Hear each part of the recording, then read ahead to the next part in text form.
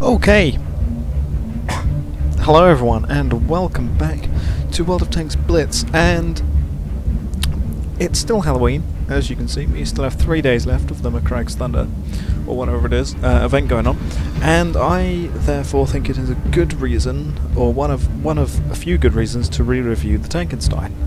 One of them is because A, it's Halloween still, although when this video goes out it's going to be very much not Halloween.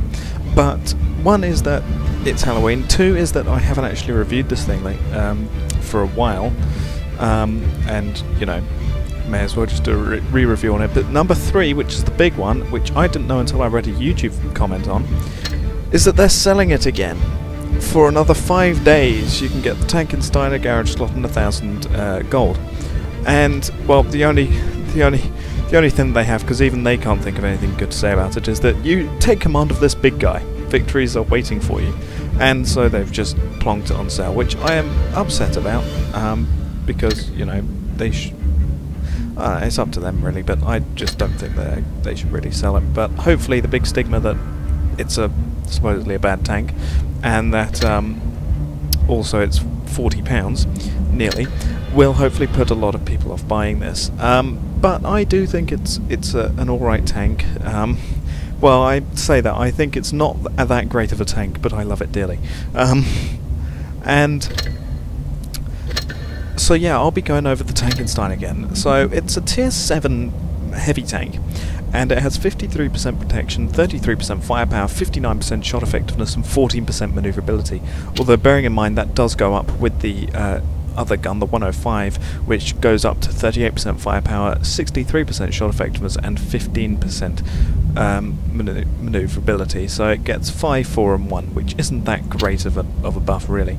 But yeah, so I'll be going over this thing. So without the improved HP, which is what I've got on, without this, it has 1350 HP, which is not that much for a tier 7 heavy tank. If we look at it, the Predator has got 1320, the Tiger P, the Tiger 1, and the VK4503 all have got 1450. The IS-2 has got 1230, the Mutant at tier 7 has got 1300, and yeah, it's not that much HP really for a tier 7 heavy. However, 70 extra HP with the improved assembly does make it a bit more reasonable, so there is that. The hull armor, it's a Tiger P hull basically, so it has 200 front, 80 sides and rears. The turret is weird. It's like a KV Fortress turret, so it has got 150 front, 120 side, and 80 rear. And so yeah, it's got good hull armor, 200 at the front, which is this plate here and this plate here. The lower glacis, of course, is a weak spot, the same as it is on the Tiger P. As you can see here, they are basically the same hull. And yeah, 80 side and rear, 150 frontal turret, which is, it's alright. It can defeat most medium tank guns, of tier 6 at least, so any lower tier opponents are going to have perhaps a little bit of problems. But up at this tier, well, it'll defeat this thing because this has only got 150 base pen. But loss of tank destroyers, the 1375 will struggle because it only has 144 pen, but it's a light tank, it'll easily get around you for multiple reasons. But the Blaze, the Helsing, the Vindicator, actually no, the Vindicator will have problems with it, but things like the Predator, the Tiger, the Panther, the Type 62, what's the pen on this? I've forgotten. 145, it'll defeat the Type 62, but they're all light tanks. I mean, the E25, which had its buff ages ago, which brought it up to 194 pen, even that'll be able to get through your frontal turret. So yeah, it's a bit hit and miss, the armor really, because don't forget, it's a Tiger P hull, and just like the Tiger P, it's got these really weak sides, which are which count as side armor, so they're only 80mm or something thick. So if you angle it, you can get bounces, and you do actually get some bounces in this. get a surprising amount of bounces out of this thing when I'm driving it. And if all else fails for them, there's always the mini turret on top, which the KV Fortress has its weakness of. And yeah, it's basically a KV Fortress turret. But yeah, so the armor's a bit hit and miss. It's generally decent enough armor. It's not godly like the Mutant's armor, but then nor is it incredibly weak like the Tiger's one without angling, or the VK's one. It's a bit like the IS-2, I suppose, which has only got 100 frontal turret and 100 frontal hull, but well, it's sloped there, and it's sort of a bit rounded everywhere on the turret, which is sort of what the Tankenstein's got. It's got some rounding on the front of the turret there, although the front is just a base 200, but still. So yeah, the armor's a bit hit and miss. If you go with the 105, it's the 105 on the T20, on the T29 basically, so you get a T29 front. There you go. That's what it looks like with the 105, which is what some people do run it with.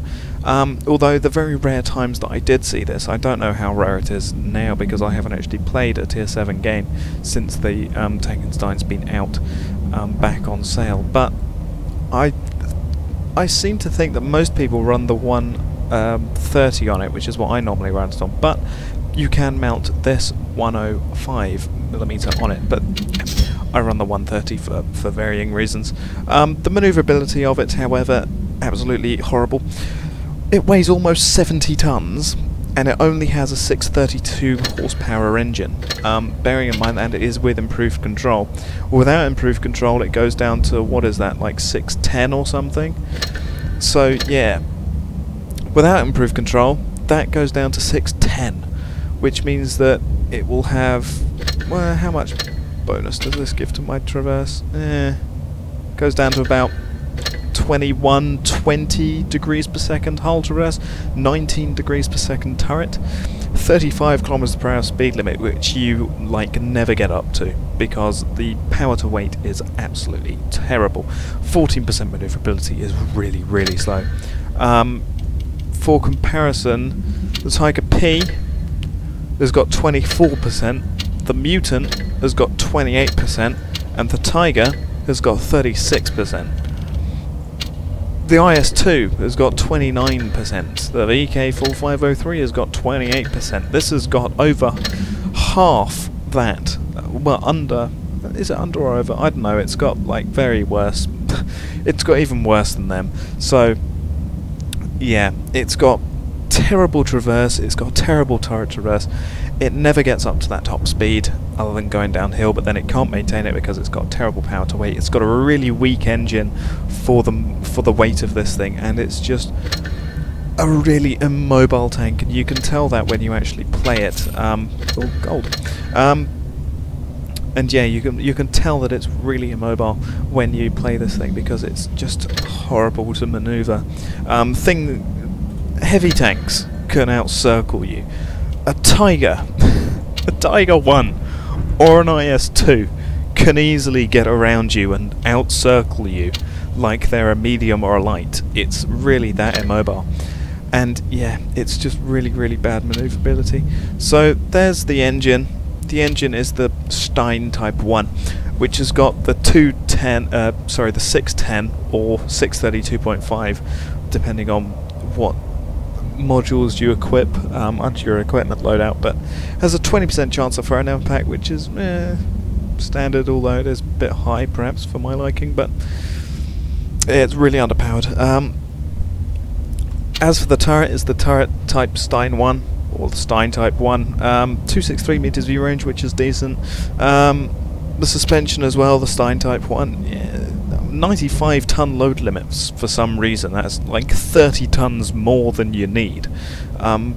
Perhaps if you had a lower weight limit it would reduce the weight and make the maneuverability of this thing slightly better, but as it happens you have almost 100 tons of load limit for a almost 70 ton tank.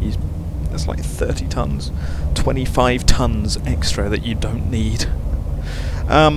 But yeah, but now we come to the gun selection. So I'll start off with the 105, which is this one, which has got the really good frontal turret, which makes it a really good hull-down tank, other than for the mini turret. But solidly, with the T28's gun, or the T29's gun rather, it gets a really good gun mantlet because, you know, as we all know, T28 is like impenetrable from the front. So yeah, with this gun, which isn't the gun I use, but some people do use it. Yeah, it's the 105 T5E1, which anyone that's played the T29 will know. So yeah, it's got a 5.72 rate of fire rounds per minute, which is, it's alright. It's better than the IS-2, obviously, and yeah, so it's decent enough. Rate of fire. It has got 198 average pen with its AP, or 245 with APCR, or 53 with HE. 310 average damage with AP, being a 105.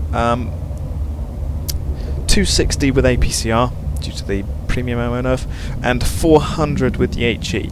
So it's a decent enough gun. It's got a decent rate of fire. It's got good average pen. For a heavy tank, it's almost long 88 amounts of pen, which is nice. It's got decent average damage, just over 300, which is a respectable amount of average damage. It does, however, only have 0.36 dispersion, 0.366 dispersion, which is it's sort of average accuracy. It's not really good accuracy, like 0.34 or 0.32, but then again, it's not Russian gun levels of like 0.4 dispersion, so at least there's that. The aim time is good, however, 4.6 second aim time, and this is of course including gun rammer, so gun rammer plus chocolate, so that is something to note. But overall, the pen numbers don't change, so that's the big thing, isn't it? So yeah, that's the gun which I don't run, but some people will, I'm sure, and this is the gun that I run, the 130, which is the same gun as you get on, basically on the box tank. It is the box tank's gun. It's a 130 B13 S2. It has a 3.52 rate of fire rounds per minute, which gives it about a 17-second reload time. It gets 196 average pen with AP, or 171 with premium AP, and 65 with HE. Now the reason that it has lower pen on the AP, on the premium AP, is because of something which is pretty unique to the Russian 130, which is that it gets lower pen for higher damage. So 460 with AP is what the standard AP does, or 530 with the premium AP. So yeah, lower damage, lower pen, better damage. 600 with HE, which is really good for wrecking things like Speerpanzers and RU-251s and things like that. So yeah, it's got decent high HE pen. I mean, you can easily pen those sorts of things. The average pen is decent. Yeah, the average damage is really good. It's a really big hitting heavy tank gun. It is, however, really inaccurate. 0.392 dispersion, which is, yeah, that's really inaccurate. And the aim time as well is a very, well, it's not very slow, but it is a bit on the slow side. 5.4 seconds with all of the extras, namely enhanced gun lane drive and of course chocolate. So yeah, and that is the gun which I run for two reasons. Well, for a couple of reasons. I'll just name them off and see how many I can name off. So number one is that you get a lower rate of fire, sure, by 2 rounds. However, 2.2 rounds. However, it only decreases the amount of pen by 2. You get 198 with the 105 or 196 with the 130, which is a 2 pen difference. And if you're in battle and you bounce, you're not going to, and you bounce your shot, you're not going to say, oh, wish I had 2 more extra penetration on that shell, I would have gone through. Nobody says that. So yeah, I go with the 130 because, for one reason, it only has 2 less pen. The second reason is that it gets much better damage. It's a far bigger damage gun. It has the lower rate of fire, which is of course a downside, and it also has the worst dispersion. However, I play this as a frontline tank. It's to me it's a frontline sort of brawler, sort of peek-a-boom sort of thing, where you don't expose yourself unnecessarily, but you just sort of pop out, do 500 damage to someone, and then just go back in again. Because at tier 7, lots of like mediums and tank destroyers have got 1,000 or less than 1,000 health. If you're doing on a slightly good roll, oh, spare parts. If you on a slightly good roll do about 500 damage, that's half of their hit points just gone. Just like on this thing, it has got 1150. On the E75, on the E25, it's got 1,000. On the Panther, what does the Panther have? Well, 1270. But on a lot of same tier opponents or lower tier opponents, you can do between a third and half of their hit points in just one shot from this gun. And if you're supported by your allies, and if you have cover, you can pop out, aim a little bit if they're distracted, or if not, just pop out and you're basically in point blank range. So you pop out, bang, take off half their hit points, they go, oh god, don't want to get shot by him again, and then you just hide into cover for 17 seconds. And it's pretty effective. You don't have the amazing armour of the T-29's gun, however you have the fear factor of the box tank's gun. Because anything tier 6 is going to be scared of you, because 460 alpha is a pretty big deal. And it is the gun which I go with for that reason. There you go, sort of floated out like that. And yeah, that's all of the basic stats, and I just prefer the 130 just for the fear factor and the big damage. You carry 30 rounds of this 130 ammo, and I won't go over the 105 because 130 master race. But yeah, you're never going to use up all 30 of these rounds, so you can jiggle around with however many rounds you want to take, but you're never going to use all of them, so don't worry about like taking 10, 10 and 10. You're never going to fire off 10 rounds of AP and have to resort to your premium AP. As for provisions, you're going to want improved and standard fuel, which gives 3% and 10% respectively to engine power and turret traverse, because of the really, really bad maneuverability. Although in fact, actually, without improved fuel, it goes down to even worse than that. It goes down to like 550 or something engine power, which is a really sluggish. I forgot. The improved fuel gives me extra engine power, so 55 extra from the improved fuel, 16.5 from the standard fuel, plus 11 from the improved control. Although that could go up to 38. But the improved control is better for the degrees per second, which is what you want. So yeah, it goes down to like 550 or something engine power, which is really bad. That's even worse.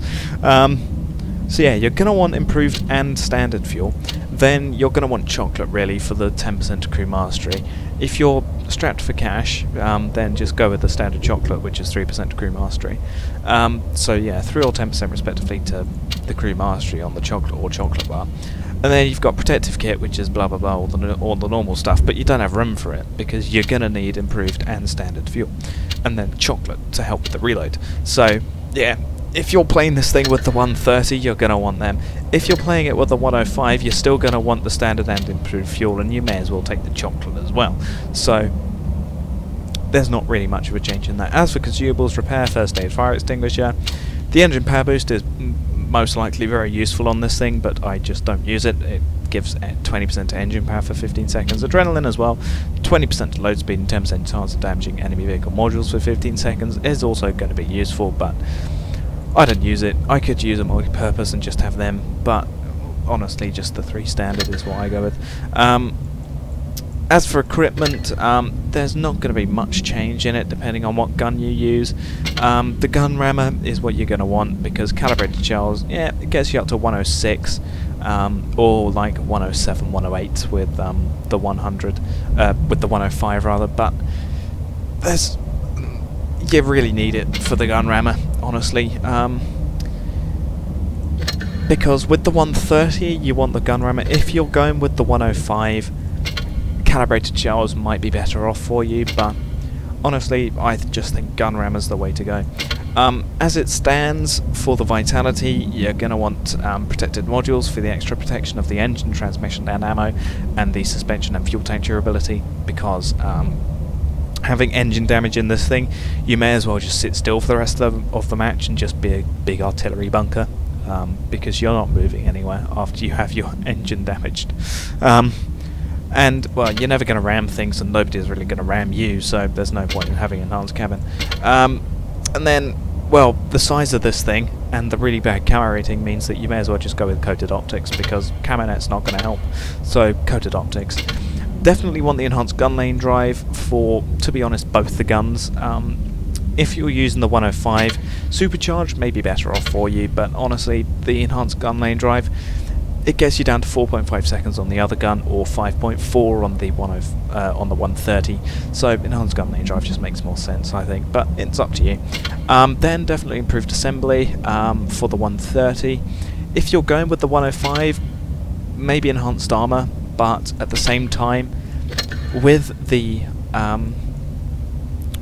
improved turret that it gets, with the big old slab of metal that the T-29's gun adds, that's still like 279 frontal armor for your turret.